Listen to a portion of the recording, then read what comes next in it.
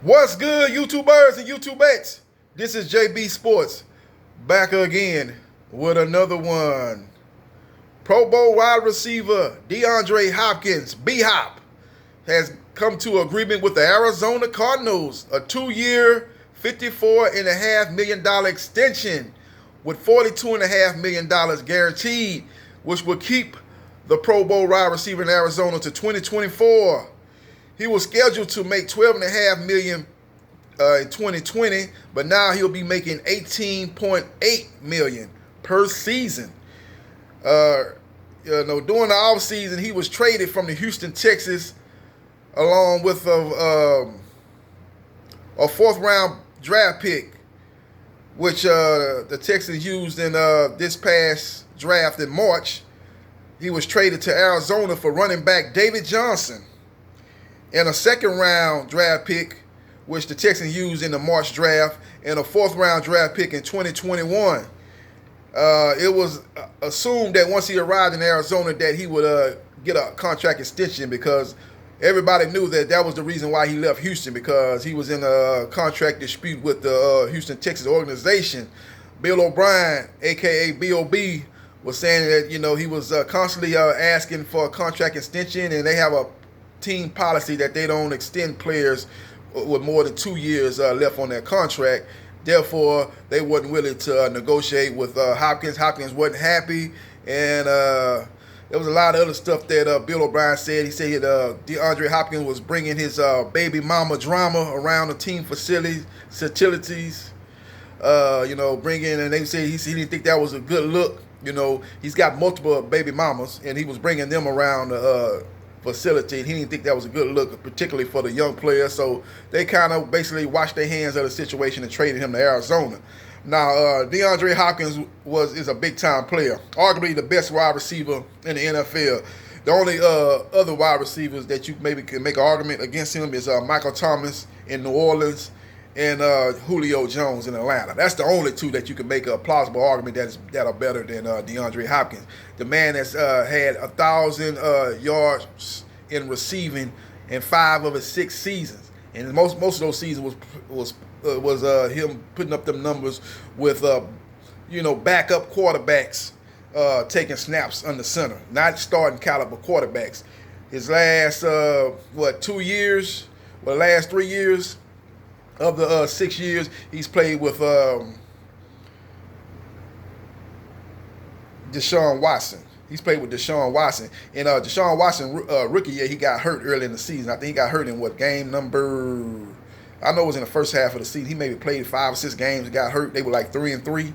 So it was only basically a little less than half of the season. The last 2 years, he played with DeAndre Hopkins. He played with Deshaun Watson. And Deshaun Watson was there for the majority of the snaps, and he produced big numbers. So majority of his career, he's been playing with, Ryan Fitzpatrick's and Brian Hoyers of the world, and he's put up big-time numbers. So salute to DeAndre Hopkins for getting his just due and getting paid.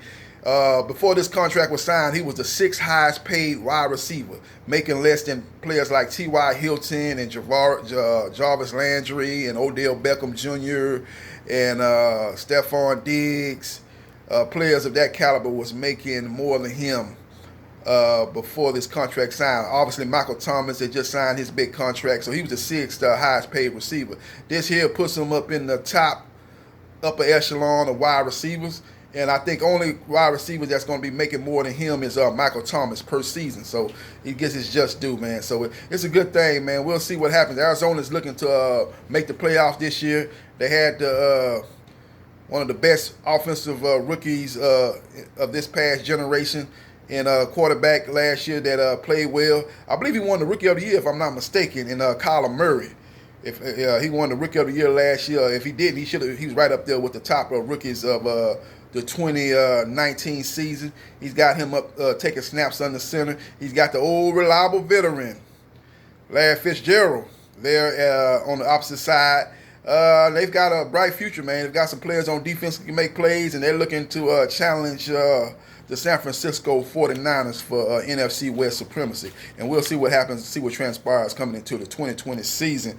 But nevertheless, man, DeAndre Hopkins produced 1,165 yards receiving last year and 7 touchdowns. So he had a great year last year, and he's got a resume that if he keeps putting up these type of numbers, will end up in Canton, Ohio, as a Hall of Fame member in DeAndre Hopkins. If he keep this production up for the next maybe 2 to 3 years. So he's having a great career, man, and he's obviously going to take the throne and be the heir apparent to Larry Fitzgerald.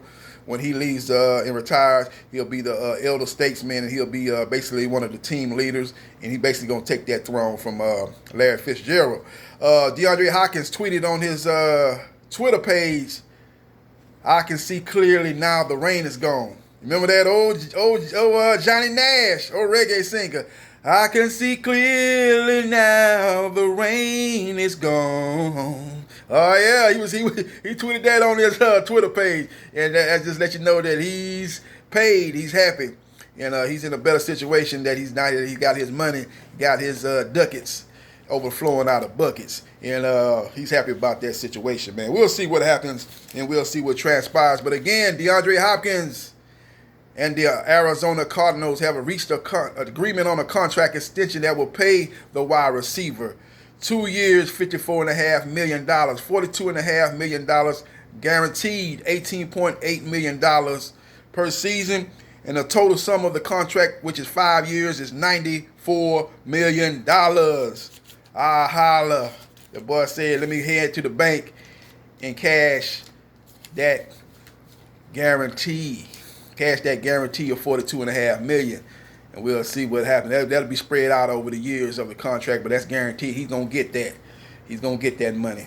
So we'll see what happens, and we'll see what transpires. But congratulations. We'll see, man. I'm going to be making my predictions sometime before the season opener Thursday between the Texans and the Kansas City Chiefs. I'll be letting you know who I think is going to win each division. I'm still doing that, breaking them each division down and give you my Super Bowl favorites. I got a pretty strong idea who I'm going to pick that's going to be in the Super Bowl out of the AFC and the NFC. But I need to look at those divisions, who I think going to get the divisions, and who I think going to make the wild cards. I'm still in the process of breaking those divisions down, man. But I got a strong idea who I actually got in the Super Bowl. But I want to be prediction of the who I think going to win the AFC West, the AFC South, the AFC East, the AFC North, the NFC East, the NFC West, NFC South, the NFC West, who win the division, who get the 2 wild card spots out the AFC and the NFC. I think it's going to be extra. It's actually going to be an extra wild card spot that they added this year. So you got an extra wild card spot. So the only team that's going to have a bye week is a team with the best record in the NFC and the AFC. So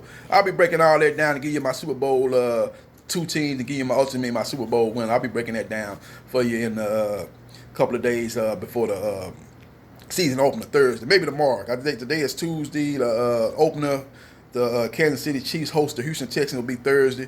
So hopefully I'll get that done tomorrow. Let me know what you think in the comment section. This is JB Sports, the man, the myth, the legend. I holla.